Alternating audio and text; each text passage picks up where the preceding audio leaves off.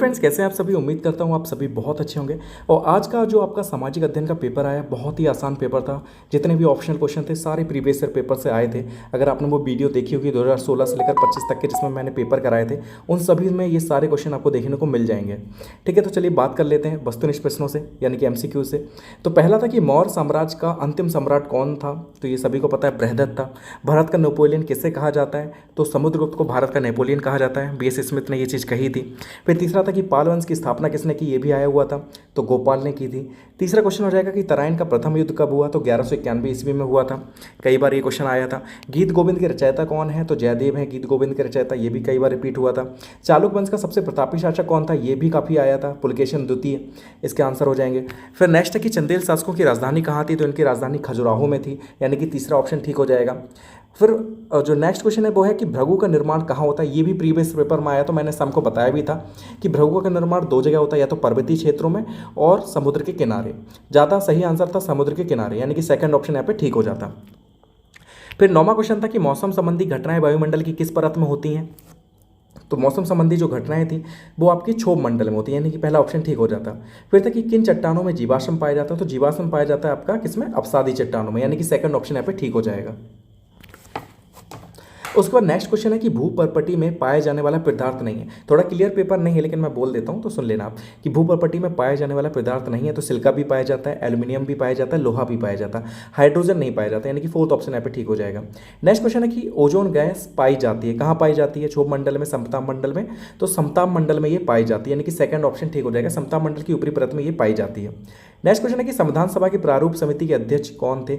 ये हर बार क्वेश्चन आता है, हर बार ये क्वेश्चन आया हुआ है। तो इसका सही आंसर था डॉक्टर भीमराव अंबेडकर, यानी कि फोर्थ ऑप्शन ठीक हो जाता है। नेक्स्ट क्वेश्चन था कि राष्ट्रीय उपभोक्ता दिवस कब मनाया जाता है। तो 24 दिसंबर को राष्ट्रीय उपभोक्ता दिवस मनाया जाता है, यानी कि तीसरा ऑप्शन जो है वो बिल्कुल ठीक हो जाएगा। फिर लास्ट जो इसमें क्वेश्चन था कि रिजर्व बैंक की स्थापना कब हुई।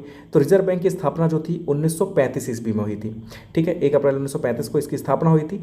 बहुत अच्छे क्वेश्चन आए थे, बहुत ही आसान क्वेश्चन थे। मुझे नहीं लगता कि 15 में किसी का एक भी नंबर कम आएगा इसमें। भृगु वाले में थोड़ा सा, अगर आपने प्रीवियस पेपर देखा होगा, कल वाला वीडियो देखा होगा, तो आप कर लिए होंगे, बस उसी में थोड़ा दिक्कत हुआ होगा। मुझे पूरी उम्मीद है कि 15 में 15 आपका आया होगा। नेक्स्ट इसमें जो लघु उत्तरीय प्रश्नों की बात करें तो अशोक ने किस धर्म को राजाश्रय प्रदान किया। ये भी प्रीवियस पेपर से था कि बौद्ध धर्म हो जाएगा। और ये जो क्वेश्चन आए हुए हैं ना लघु उत्तरीय प्रश्नों वाले, ये सारे पहले विकल्पी में आए हुए थे। ठीक है, MCQ में आए हुए थे, इस बार वही अति लघु उत्तरीय में आ गए कि खजुराहो के मंदिरों का निर्माण किसने कराया। तो चंदेल शासकों ने कराया। जौहर प्रथा का प्रचलन किस काल में था। तो राजपूत काल में था। चोल वंश का संस्थापक कौन था। तो विजयालय चोल था। 2.5 दिन का झोपड़ा किसने बनवाया। तो 2.5 दिन का जो झोपड़ा था वो कुतुबुद्दीन ऐबक ने बनवाया। सैयद वंश की स्थापना किसने की। तो खिज़र खान ने की। इस्लाम धर्म के संस्थापक कौन है। तो हज़रत मोहम्मद साहब हैं। फिर नेक्स्ट क्वेश्चन है कि अजमेर में किस सूफी संत की दरगाह है। तो ख्वाजा मुइनुद्दीन चिश्ती जो है इनकी दरगाह, ये भी ऑप्शनल में पहले आया हुआ था। नेक्स्ट है कि कबीरदास का जन्म कहाँ हुआ। तो वाराणसी में, जो लहरदारा जगह वहाँ पर हुआ था इनका जन्म। सूर्य तप किसे कहते हैं। तो सूर्य तप कहते हैं कि पृथ्वी की सतह को जो विकिरण प्राप्त होता है उसे सूर्य तप कहते हैं। ठीक है, सूर्य का जो विकिरण प्राप्त होता है उसे सूर्य तप कह देते हैं। फिर वायुमंडल में कौन सी सर्वाधिक गैस पाई जाती है। कई बार ऑप्शनल में ये आ चुका था, तो नाइट्रोजन हो जाएगा इसका सही आंसर। नेक्स्ट क्वेश्चन है कि वायुदाब किस यंत्र से मापा जाता है। तो वायुदाब की बात हो रही तो बैरोमीटर हो जाएगा। नेक्स्ट है कि संविधान सभा के स्थायी अध्यक्ष कौन थे। स्थायी का पूछेगा तो स्थायी हो जाते हैं आपके डॉक्टर राजेंद्र प्रसाद। अस्थायी होता तो डॉक्टर सच्चिदानंद सिन्हा हो जाते हैं। यहाँ पर स्थायी पूछा तो राजेंद्र प्रसाद हो जाएगा।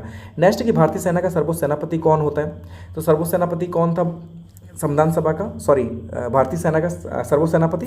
तो ये राष्ट्रपति हो जाएंगे आपके।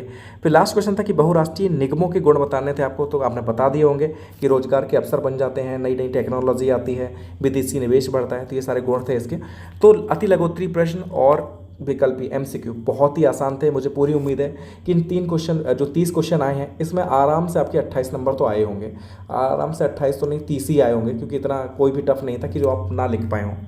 ठीक है, तो फिर मिलते हैं नेक्स्ट वीडियो में नेक्स्ट पेपर के साथ। Thank you so much for watching this video.